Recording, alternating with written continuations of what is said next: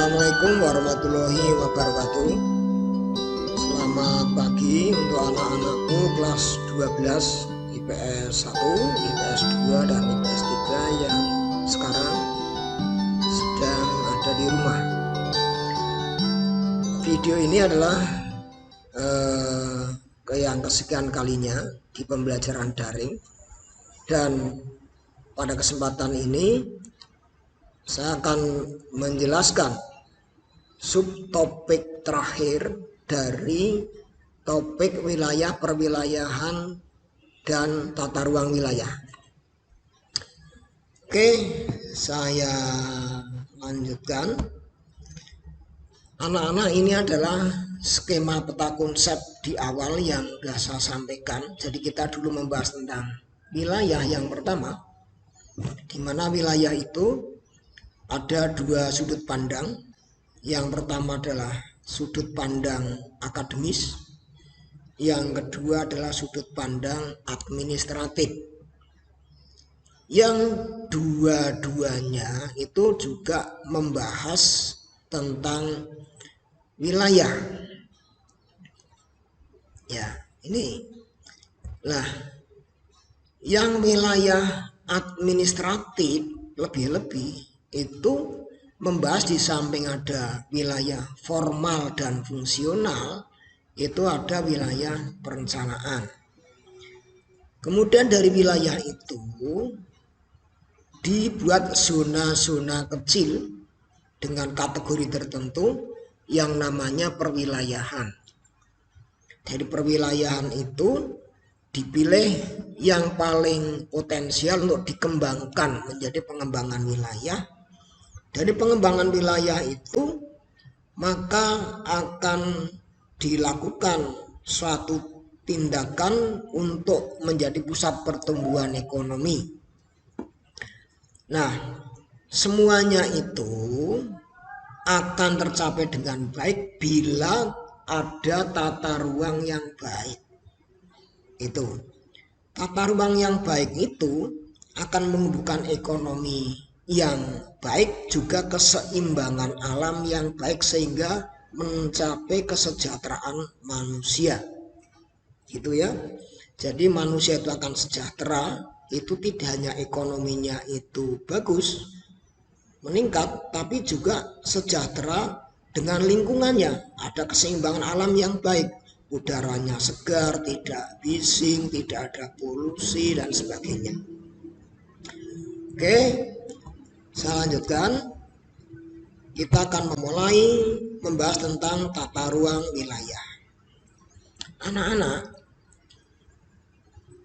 bicara tentang tata ruang, kita awali dari pengertian tata ruang itu sendiri.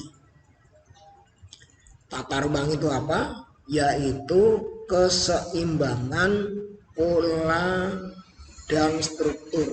Ini saya beri penegasan, di mana pola dan struktur itu nanti akan ada penjelasannya. Pola itu yang dimaksud apa, struktur itu apa. Jadi saya ulang lagi, tata ruang adalah keseimbangan pola dan struktur. Kalau ini seimbang, berarti nanti manusianya sejahtera dan ada keseimbangan alam. Nah, keseimbangan pola dan struktur itu pada awalnya itu terjadi secara alamiah, yaitu oleh alam. Contohnya demikian ya, ini ada tebing yang curam gitu ya, ini ada tumbuh-tumbuhan, ada air yang mengalir, ada lereng, mungkin ada di sini ada hewan tertentu. Ini adalah sebuah tata ruang yang dibentuk secara alamiah oleh alam, baik tenaga endogen dari dalam maupun tenaga eksogen dari luar.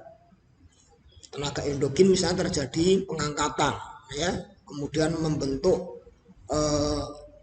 bangunan alam yang membentuk gunung misalnya. Kemudian tenaga eksogen dari luar, ada panas, kemudian ada hujan, maka terjadi pelapukan menjadi lereng seperti ini, dan akhirnya terjadilah tentang alam demikian. Ada yang dekat air tumbuhannya akan hijau, yang jauh air itu gersang ya. Kemudian yang hijau itu banyak hewannya misalnya. Ini terbentuk secara alamiah pada awalnya. Itu ya. Oke. Tetapi juga tata ruang itu juga akhirnya ada keterlibatan manusia ketika suatu ruang itu kedatangan manusia.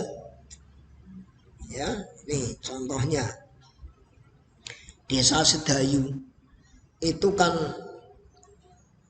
munculnya desa itu kan kurun waktu tertentu, tidak sejak bumi ada terus muncul Desa Sedayu kan enggak itu ya. Nah, pada awalnya Desa Sedayu itu pasti bentuknya ya alamiah, ada pohon-pohon, ada air begitu ya. Belum ada jalan gitu. Nah, ketika ada manusia di Sedayu, terus manusia itu membuat jalan. Itu ada bagian tata ruang itu muncul jalan. Ada ruang publik misalnya lapangan ya, lapangan misalnya, ada masjid, ada balai desa, ada tempat hunian manusia perkampungan. Itu membentuk tata ruang. Itu juga tadi keterlibatan manusia karena di suatu wilayah itu hadir manusia begitu ya. Oke. Nah, contoh yang lain ya, contoh yang lain nih. Sebentar. Ini yang terjadi di daerah Batang misalnya ya. Nih, oke. Benar, saya bukakan di Google Earth. Kalian bisa buka aplikasi ini. Misalnya tata ruang di Batang itu juga sekarang terjadi campur tangan manusia. Misalnya ya, yang sekarang saya akan tuliskan di setnya itu kawasan industri terpadu Batang ya. Batang ini ada tulisan Batang itu. Oke, kita tunggu. Ini nanti akan menuju kawasan industri terpadu Batang. Oke. Ini ya. Kawasan industri terpadu Batang. Nah, ini ya. Ini juga membentuk tata ruang ini oleh campur tangan manusia. Sudah ada jalannya. Tadinya tata ruangnya tidak seperti ini, tidak ada jalan. Karena ini manusianya itu makin banyak, kemudian butuh kawasan industri, maka yang tadinya ruang ini untuk perkebunan, untuk kawasan hijau, itu diubah menjadi pusat industri. Ya, ini industri yang sangat besar. Kita beruntung ada di wilayah Batang. Ada energi PLTU yang terbesar di Asia Tenggara ya, kemudian juga kawasan industri terpadu ini sebenarnya di Brebes ini dialihkan ke Batang. Energinya itu besar, kemudian ada kawasan industri, bebas banjir gitu ya, kita beruntung. Oke. Nah, kita kembali ke tata ruang tadi ya ini. Oke. Baik. Nah, lebih-lebih setelah pertumbuhan manusia itu menjadi cepat, maka yang namanya tata ruang yang sudah dibuat itu nanti akan terjadi ketidakseimbangan pola dan struktur tata ruang. Jadi yang tadinya sudah seimbang secara alamiah dan ada keterlibatan manusia itu sudah seimbang, tapi karena manusia itu tumbuh terus menjadi banyak, maka terjadi ketidakseimbangan pola dan struktur tata ruang. Yang tadinya sudah seimbang menjadi tidak seimbang. Contohnya begini. Dulu awal sekitar tahun 90-an ya, di Bandar itu belum ada pembuangan sampah di Kali Sabuk. Karena penduduknya sedikit, maka orang cukup mereduksi sampah di tempat masing-masing dengan cara dibakar, ditanam atau dibuang di kebun. Tetapi karena jumlah manusianya banyak sekarang, volume sampah menjadi besar, maka daya tampung sampah di lingkungan sudah tidak memungkinkan. Akhirnya harus dibuang di pembuangan sampah di Kali Sabuk. Nah, Kali Sabuk itu tadinya nyaman buat lingkungan. Untuk manusia lewatnya tidak menutup hidung, ya, lalat tidak berterbangan, begitu.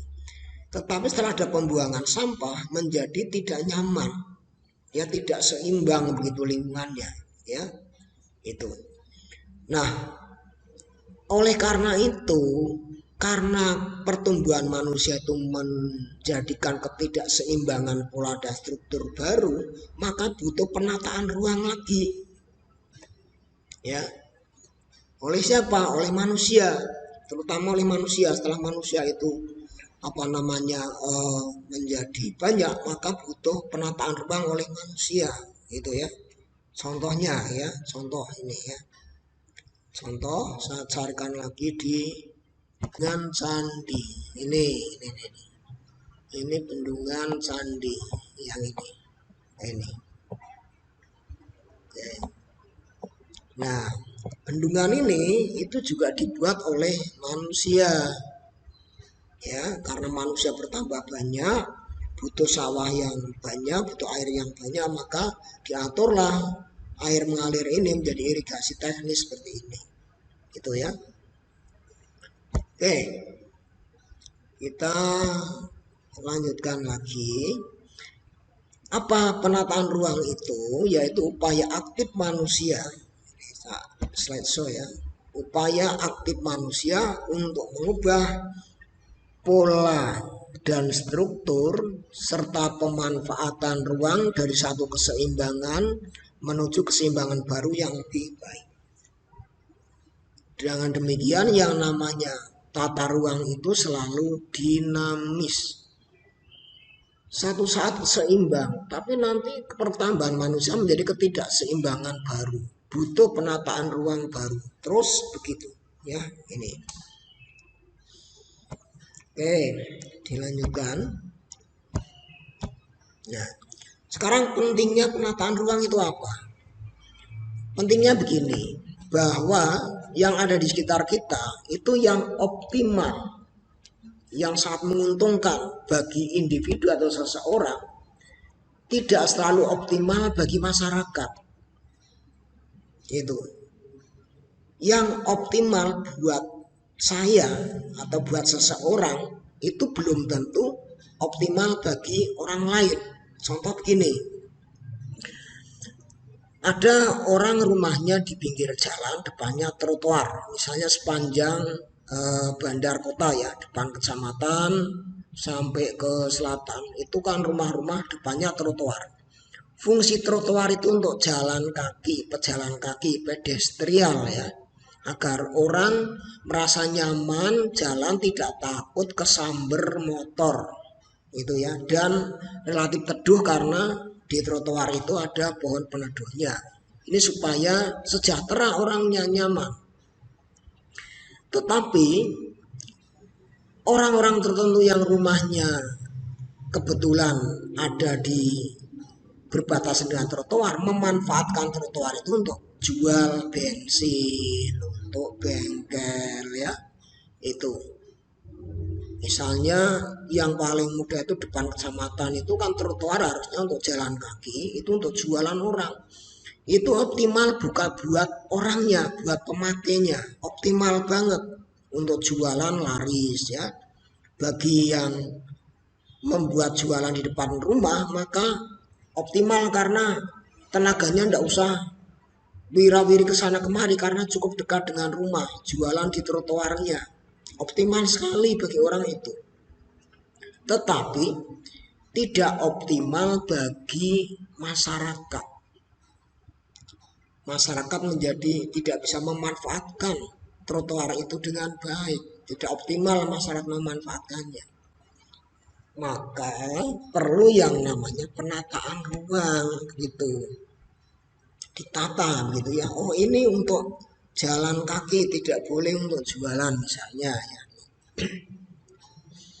Yang kedua, bahwa salah satu faktor ruang yaitu atmosfer ya, udara itu merupakan sumber daya yang bersifat public goods ya, sumber daya yang dibutuhkan banyak orang. Karena dibutuhkan banyak orang, maka atmosfer itu harus sesuai dengan standar baku mutu atmosfer, tidak tercemar dan sebagainya. Supaya tidak tercemar, maka suatu wilayah ditata ruangnya. Jangan sampai masyarakat sekitarnya menghirup udara baunya pembuangan sampah, ada bangkai, ada misalnya bau tidak sedap, gitu ya ini. Maka perlu dan penting itu penataan ruang. Yang ketiga, bahwa ruang itu merupakan komponen ekosistem yang fungsi ekologisnya mempengaruhi keseimbangan dan kontinuitas suatu sistem. Ruang itu bagian atau komponen dari sistem ekosistem ya, bagian dari ekosistem itu. Dan memiliki fungsi mempengaruhi keseimbangan untuk agar ekosistem itu akan berjalan secara kontinu, secara baik. Untuk itu maka dibutuhkan penataan ruang, gitu ya ini. Kita lanjutkan, itu tadi pentingnya penataan ruang. Kemudian tujuan penataan ruang, tujuannya apa? Penataan ruang itu tujuannya adalah mengoptimalkan, optimalisasi pemanfaatan sumber daya menuju efisiensi dan produktivitas. Kalau ruang itu ditata dengan baik, maka sumber daya yang ada itu bisa termanfaatkan secara optimal dan efisien serta produktif. Contoh ya, misalnya orang penataan ruang itu salah satunya membuat jalan. Jalan itu tujuannya apa? Agar bisa memanfaatkan sumber daya dengan baik, optimal. Misalnya sumber daya yang ada di wilayah Gerlang misalnya yang tadinya tidak bisa dikirim dengan ke Bandar dengan baik, dengan adanya jalan yang lebar, maka bisa dimanfaatkan secara optimal. Gitu ya. Semua itu hasil bumi itu bisa dikirim dengan baik. Contoh yang lain lagi tadi adalah bendungan candi. Air itu sumber daya. Tadinya mengalir kemana-mana, tapi dengan ditata oleh manusia, dibuat pintu air dan sebagainya, maka air bisa dimanfaatkan secara optimal untuk mengairi sawah dan sebagainya, tidak sia-sia nerjang kemana-mana jadi banjir. Nah itu menuju efisiensi penghematan. Kalau ada pintu air, maka orang bisa menghemat tenaga, bisa menghemat biaya karena air tersedia, tanaman itu tumbuh dengan baik, tidak usah menyirami, kemudian tanahnya menjadi subur dan sebagainya. Dan produktivitas itu ya akan menghasilkan sesuatu yang baik. Yang kedua, tujuan penataan ruang adalah alat dan wujud distribusi sumber daya menuju pemerataan. Tata ruang itu ada regulasinya, ada undang-undangnya, ada peraturan daerahnya. Itu sebagai alat untuk mendistribusikan sumber daya menuju pemerataan ada agar merata, gitu ya. Contoh yang saya sampaikan tadi, trotoar itu untuk kepentingan bersama. Maka dibuat perda itu trotoar, ya, fungsinya untuk pedestrian. Maka semua orang bisa memanfaatkan, jadi merata. tidak dikuasai 1-2 orang gitu ya ini. Yang ketiga, menjaga keberlanjutan pembangunan. Dengan adanya tata ruang, itu pembangunan akan terjadi berkelanjutan. Itu maksudnya apa? Karena itu dikawal oleh peraturan. Itu ya ini. Kemudian yang keempat, menciptakan keamanan dan kenyamanan ruang. Dengan adanya penataan ruang itu, maka ruang itu menjadi nyaman dan aman. Itu tidak terjadi konflik horizontal, tidak rebutan lahan begitu karena sudah ada aturannya begitu. Saya lanjutkan. Nah, berbicara tentang tata ruang itu ada landasan hukumnya. Itu ya, di Indonesia landasan hukumnya adalah Undang-Undang Republik Indonesia Nomor 26 Tahun 2007. Bunyinya apa? Ruang adalah wadah yang meliputi 1, 2, 3, 4. Baik secara nasional ya, provinsi dan kabupaten kota, itu landasannya adalah undang-undang ini Nomor 26 tahun 2007, bahwa ruang adalah wadah yang meliputi ruang darat, ruang laut, ruang udara, bahkan di dalam bumi, dengan catatan tempat manusia dan atau makhluk lain hidup untuk melakukan kegiatan dan memelihara kelangsungan hidupnya. Itu.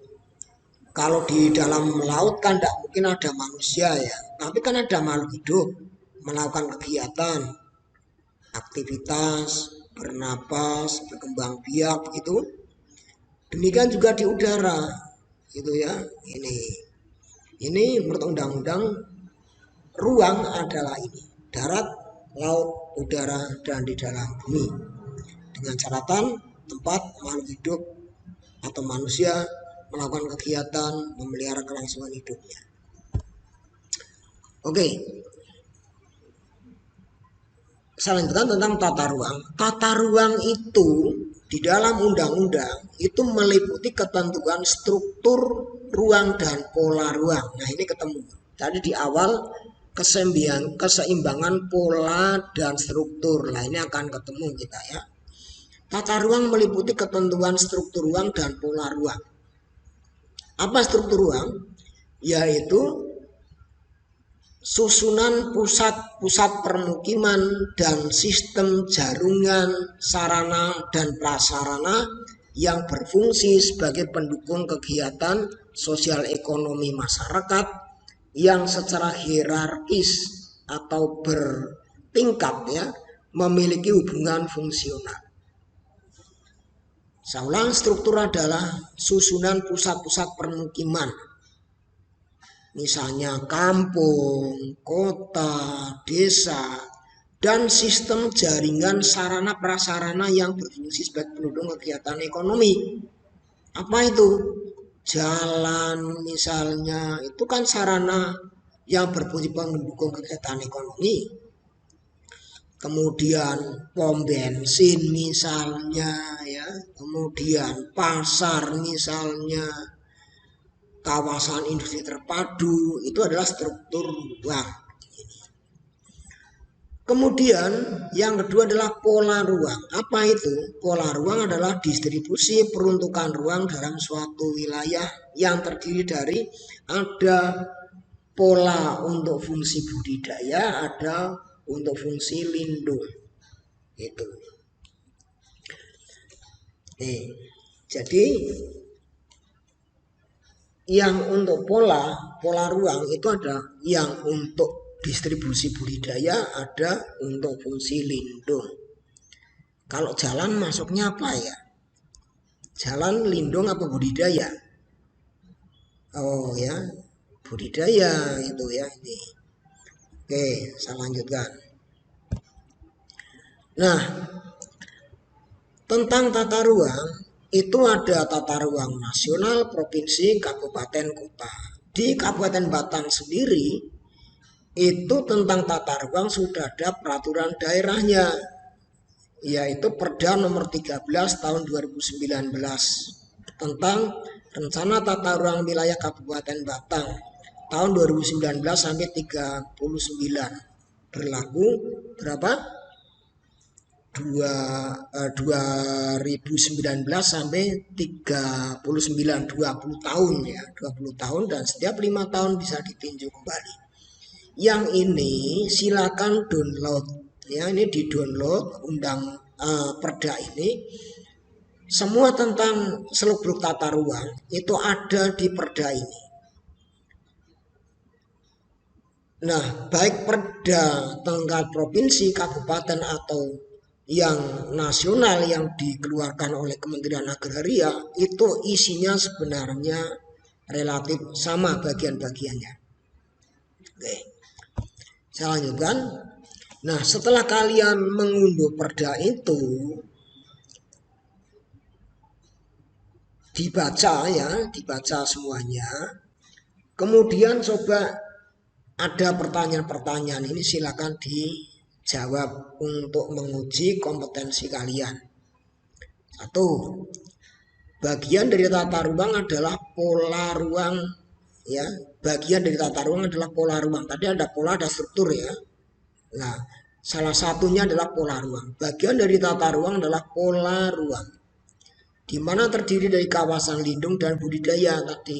Nah, silakan di Perda Kabupaten Batang ini yang kalian download, cari apa yang dimaksud dengan fungsi lindung itu apa, fungsi budidaya itu apa, dan beri contohnya masing-masing secara nyata. Di wilayah Batang itu yang lindung itu apa, temukan apa saja.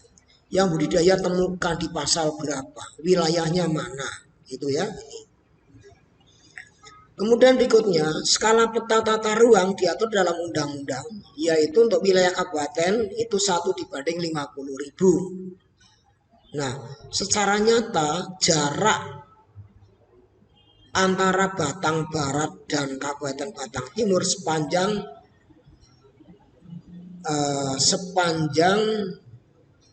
nah ini sepanjangnya coba kita cari ya. Oke, sebentar tak carikan. Batang, berapa jaraknya nanti kalian temukan. Saya tulis lagi, ini Kabupaten Batang. Oke. Nah, ini wilayah Kabupaten Batang, ini ya, ini. Ini tak perbesar dikit. Batas barat dan timur itu berapa? Kita cari ya. Ini ada fasilitas garis, gitu ya. Ini kita cari dalam satuan meter atau kilometer ya. Kilometer aja lah yang mudah ya, kilometer. Nah, kita cari dari batas dengan kota Pekalongan. Ini ya, kota Pekalongan. Ini ya. Sampai ke timur sini ya. Ini yang ini ya. Ini paling timur itu. Berapa kilometernya? Itu 41,19 kilometer. Jadi wilayah Batang itu dari sisi barat berbatasan dengan kota Pekalongan dengan Kendal itu panjangnya 41,19 kilometer, gitu ya. Ini 41,19 kilometer. Oke, ini dah ya. Nah, sekarang dengan sepanjang 41,19 km itu berapa jarak dalam peta? Kalau 1/50.000, silakan ini coba dicari. Skalanya harus 1/50.000. Panjangnya ini sepanjang 41,19 kilometer, 1000 meter. Silakan cari skalanya. Kemudian yang ketiga, RT RW rencana tata ruang wilayah secara bertingkat dari tata ruang nasional, provinsi, kabupaten, kota. Itu bertingkat ya. bagaimana hubungan masing-masing tata ruang tersebut, apa ndak tumpang tindih, apa ndak rebutan tata ruang gitu ya. Oh, yang provinsi pengennya dibuat pasar, yang kabupaten pengennya dibuat hutan. Terjadi ndak kira-kira begitu? Demikian juga dengan hubungannya secara nasional. Nah, coba itu dijawab. 4. Temukan peta struktur ruang Kabupaten Batang dan tunjukkan isinya minimal 5 jenis objek struktur ruang. Struktur itu kan tadi pemusatan pemukiman penduduk, sarana prasarana pendukung kegiatan sosial ekonomi kan gitu ya. Mbak cari 5 dan pasal-pasalnya gitu. Kemudian yang kelima, salah satu perencanaan tata ruang adalah pemanfaatan dan pengendalian tata ruang. Apa saja jenis pengendalian tata ruang? Ini di perda ada. Pengendalian tata ruang itu apa? Supaya terkendali, tidak dimanfaatkan seenaknya dikendalikan. Apa saja pengendaliannya? 6. Penetapan kawasan strategis juga merupakan bagian dari perencanaan tata ruang wilayah. Nanti dibaca di perda ada kawasan strategis itu apa? Beri contohnya yang ada di Batang. Kawasan strategis di Batang itu apa saja dan di mana? Di pasal berapa ya? 7. Salah satu pemanfaatan dalam implementasi tata ruang adalah konflik pemanfaatan ruang. Masalah yang ada adalah konflik kadang-kadang. Beri contoh konflik pemanfaatan ruang antara pemerintah dan masyarakat. Ada Satpol PP ngobrak-abrik jualan misalnya ya, membubarkan orang jualan, itu kan konflik tata ruang. Antara masyarakat dengan masyarakat misalnya, dan antara pemerintah dan pemerintah, ada ndak kira-kira secara bertingkat? Nah, ini silakan dicari kemudian dikerjakan untuk dijadikan laporan gitu ya. Oke, demikian untuk pembahasan tata ruang. Ini berarti sudah selesai untuk wilayah perwilayahan tata ruang, dan bila mana ada pertanyaan bisa disampaikan di kolom komen gitu ya. Ini demikian, saya akhiri. Assalamualaikum warahmatullahi wabarakatuh.